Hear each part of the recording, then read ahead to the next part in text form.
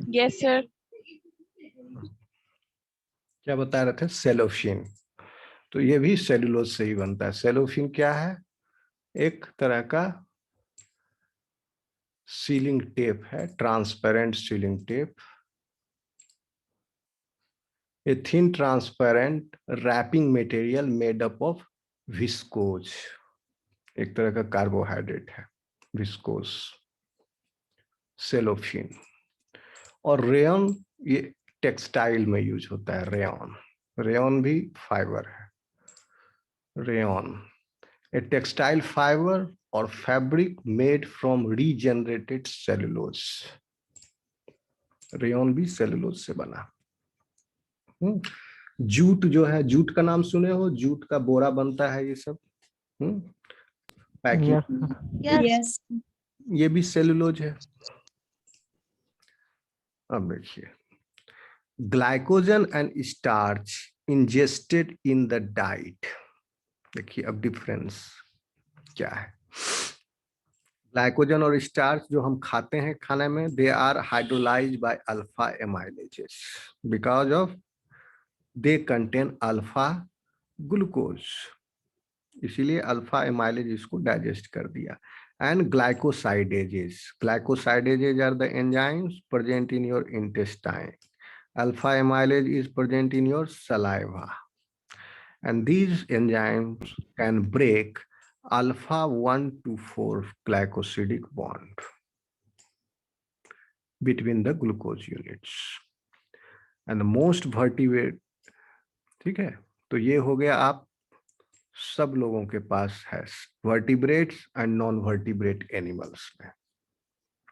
लेकिन vertebrate animals cannot use cellulose as a fuel source because they lack an enzyme to hydrolyze beta 1 to 4 linkages। ठीक है, लेकिन invertebrates like termites, termite क्या है? दीमक। क्या है? आर्थ्रोपोड्स है। दे readily digest cellulose and therefore wood, but only because their intestinal tract harbors a symbiotic microorganism called trichonympha that secretes cellulase which hydrolyze the beta 1,4 linkages। कहने का मतलब है कि cellulase enzyme is produced by the microorganisms, and these microorganisms are harbored inside the multicellular organisms such as termite. In termites, trichonympha produces cellulase enzyme, and this cellulase enzyme is used by these termites to digest the cellulose, and they get the food from there by this mechanism। See this picture, cellulose breakdown by trichonympha. This is a protist in the gut of a wood-eating termite. The trichonympha produces the enzyme cellulase, which breaks the beta 1,4 glycosidic bond in cellulose, making wood a source of metabolizable sugar, glucose, for this protist and the termite।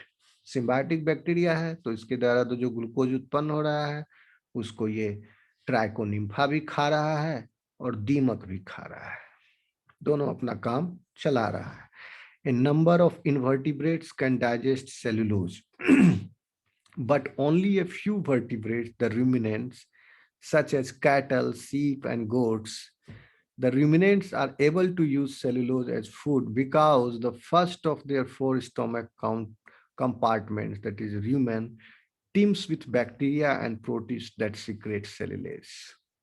कहने का मतलब हुआ कि बहुत सारे invertebrate animals जो हैं वो भी सेलुलोज को डाइजेस्ट करते हैं, लेकिन सेलुलेज एंजाइम जो है उनका अपना नहीं है। जैसे दीमक का दीमक जो डाइजेस्ट कर रहा है सेलुलोज, तो वो सेलुलेज एंजाइम आ रहा है उसके गट में जो ट्राइकोनिम्फा बैक्टीरिया है उससे आ रहा है। ठीक, तो एंजाइम तो उसका अपना नहीं है, एंजाइम तो माइक्रो ऑर्गेनिज्म से आया। तो इसी तरह बहुत सारे इन्वर्टिब्रेट है जिनके इंटेस्टाइन में this type of micro organism is there, symbiotic micro organism which produces the cellulase enzyme. ठीक। लेकिन वर्टिब्रेट्स में कुछ ही वर्टिब्रेट्स ऐसे हैं, वेरी फ्यू वर्टिब्रेट्स, जिसको हम रूमिनेंट्स बोलते हैं, जैसे कि कैटल।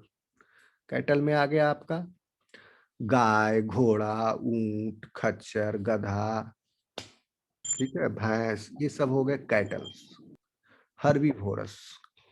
और सीप एंड गोट्स, इसके स्टमक जो होते हैं ये सब एनिमल्स के, वो 4 भाग में बटे होते हैं, कंपार्टमेंट्स होता है। तो उस 4 कंपार्टमेंट्स में से जो फर्स्ट कंपार्टमेंट है स्टमक का, वहां पर ये बैक्टीरिया होते हैं। इसीलिए पेटल्स जो है फूड पार्टिकल्स को जुगाली करके अपने दांत से और च्यू करके फाइन फाइन उसको और तोड़ तोड़ के छोटे छोटे पार्टिकल्स में कन्वर्ट कर दिया जाता है। ठीक है, जितना छोटा पार्टिकल्स में कन्वर्ट होगा ज्यादा, उतना ही अच्छा से इफिशिएंटली सेल्यूलेज एंजाइम जो है सेल्यूलोज को, फाइनली डिग्रेडेड सेल्यूलेज जो है, मैकेनिकली डिग्रेडेड सेल्यूलोज जो है, उसको फिर सेल्यूलेज एंजाइम जो है इफिशिएंटली डिग्रेड करेगा। A large chunk of would और ए stack of hash to a stack of hash, if you add the cellulose enzyme, that will not degrade it efficiently, but if you cut that into many smaller pieces, then the enzyme will work very efficiently. ठीक है, आगे बढ़े। Yes sir. Yes yes sir. Sir. तो कहने का मतलब ये हुआ कि सेलुलेज एंजाइम जो है वो माइक्रो ऑर्गेनिजम्स ही प्रोड्यूस करते हैं, और ये आज एक बहुत बड़ा चैलेंज है साइंटिस्ट के सामने, और ये इस पर इन्वेस्टिगेशन बहुत ज्यादा चल रहा है सेलुलेज एंजाइम पर। अगर आपने सेलुलेज एंजाइम को कॉमर्शियली लार्ज अमाउंट में प्रोड्यूस कर लिया और उसको इफिशिएंटली यूज करने का तरीका आपने खोज लिया, तो कितना बड़ा चमत्कार हो जाएगा, दुनिया की फूड समस्या ही हल हो जाएगी। कोई चावल गेहूं उगाने का जरूरत नहीं पड़ेगा, बहुत सारा लकड़ी और भूसा घास भूस पड़ा हुआ है दुनिया में, 90% सब, जो कि बीटा ग्लाइकोसिडिक लिंकेज है, उससे आप ग्लूकोज प्राप्त कर लोगे। Okay, not only that, you will be able to utilize this cellulose to give rise to ethanol. You can derive ethanol from cellulose then, और इथेनॉल दैट आप ऑब्टेन कर लोगे सेलुलोज से, तो क्रूड ऑयल पेट्रोलियम का ही जरूरत नहीं रहेगा। Trillions of barrels of equivalent to crude oil you can generate every year if you convert this much amount of the biomass into the ethanol by using cellulase enzyme, if you do it। तो सिर्फ cellulase से ही नहीं, उसके बाद फिर further fermentation होगा, then ethanol will be produced. Okay, तो इस पर काफी वर्क चल रहा है सेल्यूलेज एंजाइम पर। तो फूड की समस्या और एनर्जी की समस्या, जो दुनिया की आज सबसे बड़ी समस्या है, वो दोनों सॉल्व हो जाएगी अगर सेल्यूलेज एंजाइम हम लोग कॉमर्शियली ऑब्टेन कर लिए in large amount.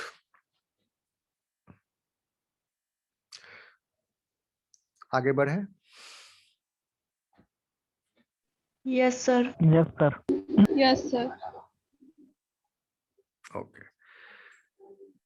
There is one important exception to the absence of cellulase in vertebrates, ruminant animals। अच्छा, ये एक्सेप्शन है, वर्टिब्रेट में एक्सेप्शन है, सारे एनिमल्स में नहीं, सिर्फ रूमिनेंट एनिमल्स में। ये पढ़ लिए यहाँ, जैसे कैटल, शीप और गोट जो है सिम्बायोटिक माइक्रो, आपके बॉडी में भी सिम्बायोटिक माइक्रो ऑर्गेनिजम्स है। आपको पता है कौन सा माइक्रो ऑर्गेनिज्म है आपके बॉडी में? बहुत सारा है। Vermiform appendix. कौन सा बोली Sakshi? Vermiform appendix. Vermiform appendix तो वेस्टिजियल ऑर्गन है ना। आई एम आस्किंग अबाउट, देखिए वेस्ट, अब देखिए अपेंडिक्स का नाम ले लिया तो अब आपको सुन लो, रिकॉर्डिंग ऑन है ना, हाँ ठीक।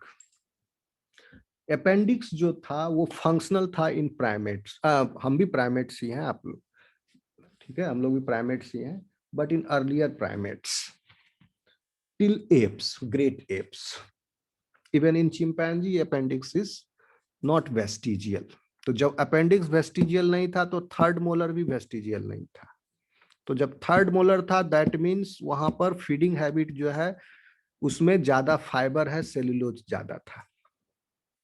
तो monkeys till the apps, apps भी घास भूसा बंबू और पेड़ पौधे की शाखाएं टहनियां ये सब ज्यादा खाते हैं, तो उसके अंदर भी सेल्यूलोज, उसके स्टमक में फर्स्ट कंपार्टमेंट में there is cellulose digesting bacteria. और इवोल्यूशन हुआ, फिर अर्ली होमिनिन्स आए, ठीक है, ह्यूमन, अर्ली ह्यूमन स्पीसीज जो आए, उसके बाद क्या हुआ, फूड हैबिट चेंज हो गया धीरे धीरे। क्यों? क्योंकि उन्होंने दिमाग का इस्तेमाल करना सीख लिया। तो जैसे जैसे ब्रेन का डेवलपमेंट हुआ वैसे वैसे इन्होंने कंफर्ट की तरफ गए, और कंफर्ट की तरफ जाने की वजह से इनका जो है 10 लाख साल लगा थर्ड मोलर को वेस्टिजियल बनने में। 1 मिलियन ईयर्स इट टुक, ठीक है।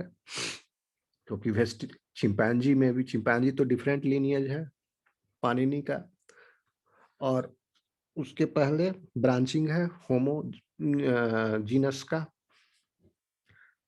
तो वहां से फिर ऑस्ट्रेलियोपिथिकस से लेके टिल होमो इरेक्टस, ठीक है, इतना में 6-7 लाख साल यहाँ लगा। तो इसमें वेस्टिजियल हो गया आपका थर्ड मोलर। क्यों?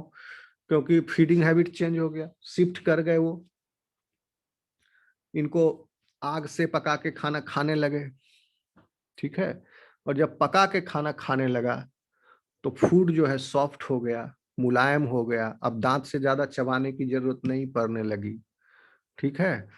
तो इनका थर्ड मोलर का काम कम हो गया धीरे धीरे, 10 लाख साल में थर्ड मोलर वेस्टिजियल हो गया। आज भी थर्ड मोलर किसी को निकल जाता है, अकल की दाढ़ बोलते हैं, तो उसको क्या बहुत दर्द करता है, निकलवाना पड़ता है डेंटिस्ट से जाके।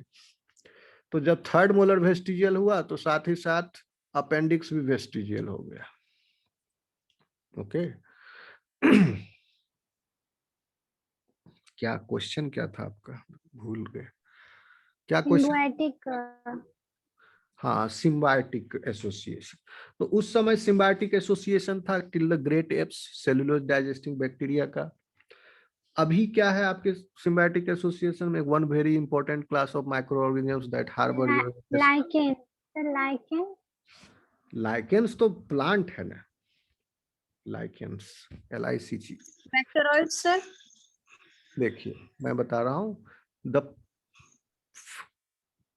the microorganisms which are responsible for producing cyanocobalamin, vitamin B12 in your gut. Okay, you cannot synthesize this vitamin B12. You have to be dependent on vitamin B12 from the external sources. तो या तो आप diet में ले लो B12, ठीक है, और या नहीं तो डाइट में जो नहीं भी ले रहा है उसको भी B12 डिफिशियंसी थोड़ी हो रहा है, ठीक है। तो उसको B12 डिफिशियंसी नहीं हो रहा तो उसका मतलब क्या, उसके बॉडी में B12 बना रहा है माइक्रो ऑर्गेनिजम्स, तो ये है B12 प्रोड्यूसिंग बैक्टीरिया। तो जो पर्सन जो ज्यादा दवाई खाता है एंटीबायोटिक, तो क्या होगा उससे, उसका नॉर्मल फ्लोरा जो है, बैक्टीरिया जो है, जो helpful symbiotic bacteria producing cyanocobalamin, that colony will be devastated, वो पूरी सीवियरली डैमेज हो जाएगा फ्लोरा। तो विटामिन B12 डेफिशिएंसी हो जाता है जो ज्यादा एंटीबायोटिक खाता है। चलो आगे बढ़े। Yes sir. Yes sir. That can handle yes sir. allowing the animal to degrade dietary cellulose from soft grasses, but not from woody plants. कौन? ये कैटल्स जो हैं, ठीक है। अब गाय को तुम लकड़ी काट के दे दो चबाने के लिए, उसको थोड़ी चबा के पचा सकेगा, नहीं, भूसा पहले पचाएगा, वो चबा के जुगाली कर लेगा। Soft grasses but not from woody plants. तो उसके बाद चबाने के बाद क्या होता है? The fermentation in the rumen ills acetate. तो पहले डाइजेशन हुआ सेलुलोज से अल्फा बीटा 1,4 बॉन्ड ब्रेक हुआ। उसके बाद क्या हुआ? Many disaccharide oligosaccharides are produced after the breakdown of the cellulose, and those disaccharide oligosaccharides are having beta 1,4 linkages, and from those derivatives acetate, propionate, okay, and beta hydroxybutyrate, these type of chemicals are produced in the cattle, गाय भैंस में। और ये सब जो है उसके milk के synthesis में हेल्प करता है। बाद में फिर उसके मिल्क में ऐड हो जाता है these compounds, ओके, जो obtained हुआ उसके in the course of cellulose digestion in the stomach। और भी सारा प्रक्रिया होता है, and this also happens। Now coming to this point that biomass such as switch grass, हाँ देखो switch grass जो है completely ये 100% प्योर सेलुलोज है, प्योर सेलुलोज switch grass दिख रहा है। The name is panicum virgatum. Yes sir. Panicum दिख वर्गेटम रहा है सर। दिख रहा है ना? Panicum yes virgatum sir. is commonly known as switch grass, is a perennial warm season bunch grass native to North America। North America के जो घास के मैदान हैं उसको कहा जाता है प्रेयरी। नाम सुने होंगे प्रेयरी। साउथ अमेरिका का घास सवाना बोला जाता है। तो ये याद रखो, ज्योग्राफी अगर पढ़ोगे तो समझ में आएगा। तो नॉर्थ अमेरिका के प्रेयरी घास के मैदानों में ये घास मिलती है, switch grass. Okay, and switch grass is one of the dominant species of the central North American tall grass prairie and can be found in remnant prairies, in native grass pastures and neutralized। ठीक है, तो ये है switch grass and that is rich in cellulose and can be used as starting material for fermentation of carbohydrates to ethanol। तो ये घास के मैदान में ये सब घास कितना किलोमीटर, हजारों लाखों वर्ग किलोमीटर में घास फैला हुआ है और इसको यूज किया जा सकता है for the production of ethanol, A gasoline additive. Sorry, अभी सरकार के द्वारा लक्ष्य निर्धारित किया गया है गैसोलीन में इथेनॉल की मात्रा 20% ऐड कर दी जाएगी। कब से कोई बता सकता है? When is the deadline? पहले 2025 तक डेडलाइन था कि 20% पेट्रोल का 1 लीटर अगर होगा तो उसमें 800 ml पेट्रोल है और 200 ml इथेनॉल। ये हो जाएगा 2022 तक। पहले 2025 तक का लक्ष्य था, अब इसको मोदी सरकार ने पहले कर दिया है। तो इससे क्या होगा? 1/5 भाग 20% कम हमको बाहर के देशों से तेल आयात करना पड़ेगा, प्लस पॉल्यूशन भी कम होगा, plus efficiency of the vehicle will increase and it is considered as clean fuel, ethanol। तो the annual production of biomass, अब कंपेरिजन आप कीजिए, एक साल में पूरे धरती पर टोटल जो बायोमास प्रोडक्शन होता है अकम्पलिश्ड बाय, कैसे हो रहा है बायोमास का प्रोडक्शन? अकम्पलिश्ड प्राइमरीली, मुख्यतः फोटोसिंथेटिक ऑर्गेनिजम्स के द्वारा प्रोड्यूस हो रहा है ये biomass. Is the energetic equivalent of, जितना एक साल में पूरा धरती पर बायोमास प्रोड्यूस हुआ as a result of photosynthesis, is energetically equivalent of nearly 1 trillion barrels of crude oil.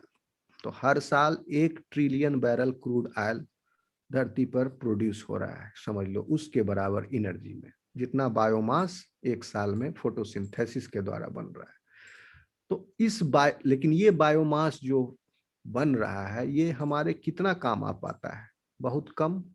As a source of fuel काम बहुत आता है, क्लाइमेट को ठीक रखता है, बहुत सारा काम है, infinite number of functions there, but one very important aspect that we have ignored till now, that this biomass can be used as a useful source of energy and it can solve your energy problem when converted to ethanol by fermentation. Because of their potential use in biomass conversion, mouse मेरा खराब हो गया,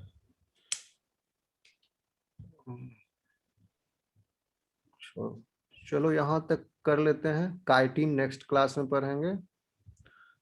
Because of their potential use in biomass conversion to bioenergy, cellulose degrading enzymes such as cellulase, कितना importance हो गया cellulase enzyme का, ठीक है, cellulase are under vigorous investigation.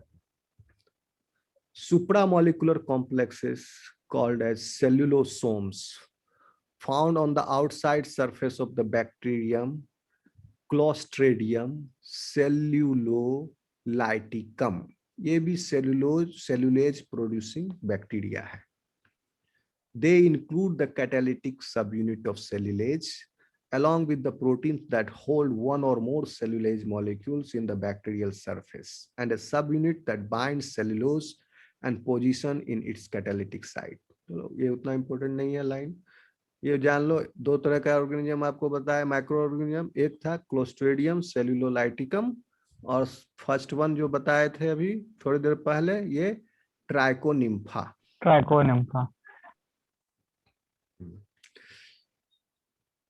चलो, a major fraction of photosynthetic biomass is the woody portion of plants and trees। ठीक, अब ये woody portion जो है it is not completely cellulose, so it consists of cellulose plus several other polymers derived from carbohydrates and that are not easily digestible either chemically or biologically। एक तो cellulose पहले से ही कठिन था डाइजेस्ट करना, अब वुड में इसके अलावा भी और भी बहुत तरह के consist of several other polymers derived from carbohydrates and those polymers are also not easily digestible either chemically or biologically। The example is lignin। Lignin है, लिग्निन क्या होता है देखिए, प्रोटीन है basically. Lignin is a class of complex organic polymers that form key structural material in the support tissue of the most plants। Protein नहीं है, sorry, family of phenolic biopolymers, बहुत सारे फिनोल्स है रिंग में। Lignins are particularly important in the formation of cell walls, especially in wood and bark, because they lend rigidity and do not rot easily, आसानी से सड़ता नहीं, तो लकड़ी जो है लिग्निन की वजह से सुरक्षित रहता है। Chemically, lignins are polymers made of cross-linked phenolic precursors। बहुत सारा phenol linked है, cross-linked phenols are there। So lignin are complex polymers with covalent cross links to cellulose। cellulose और lignin का cross linking है that complicate the digestion of cellulose by cellulase। अगर if woody plants are to be used in the production of ethanol from biomass, better means of digesting wood components will need to be found। तो इसका future बताया जा रहा है। अगर हम would say ethanol बनाना चाहें, लकड़ी से इथेनॉल, तो क्या जरूर करना होगा हमको, पहले तो वुड को ही अलग अलग कंपोनेंट निकालना पड़ेगा उसमें, जैसे लिग्निन सेलुलोज अलग अलग। तो एक तरीका ये ढूंढना पड़ेगा कि वुड से सेलुलोज को हम कैसे अलग करें। तो इस पर काफी रिसर्च हो रहा है अभी, और जब इसका कोई हमको समाधान मिल जाएगा तो then it will be a major breakthrough in the field of science. Energy problem, food problem will be solved then. Okay, so today's class is over now. Okay, sir. Now I'm going to take the attendance. In the next class we will learn जो mummy को निकाल के देगी। आप लोग attendance दे दो। Super active semester 2। Next class सुबह में होगा सर? यस, सुबह में होगा टाइम सर? 6 बजे। Okay sir. टाइम 6 बजे। अटेंडेंस नहीं बना। Okay sir. चलिए, सेमेस्टर 2 बताते जाओ जल्दी जल्दी। Neha 97। Yes sir. Present. Shatakshi है? Yes sir. सुप्रिया जी हैं? Yes sir.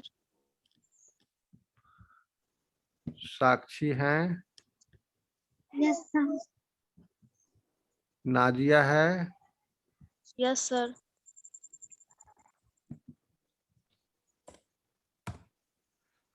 समरीन है? समरीन नहीं है? है तो समरीन, बोलती क्यों नहीं है?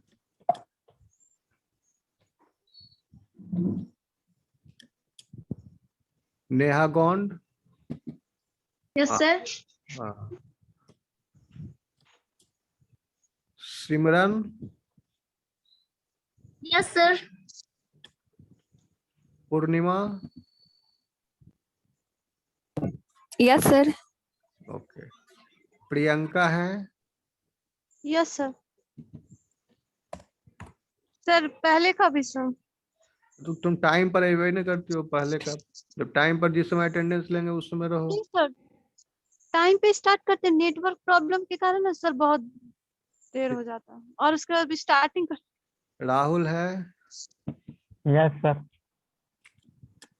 टाइम पर देखो, जो टाइम पर आया वो पी लगा दिए, लास्ट में टाइम पर मिला उसको बोल्ड कर दिए। मेरा यही नोमेनक्लेचर है।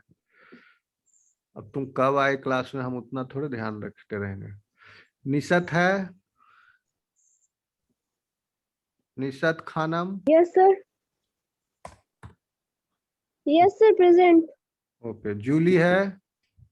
Yes sir. Salma? Yes. Inderjeet? No. Yes sir. तुम इंद्रजीत हो क्या? सलमा कौन अभी बोली है? सलमा बोली क्या? Yes sir Salman. ठीक है, आपका हो गया। अपर्णा है? अपर्णा कुमारी नहीं है क्या? नहीं है। अनामिका है? यस सर है।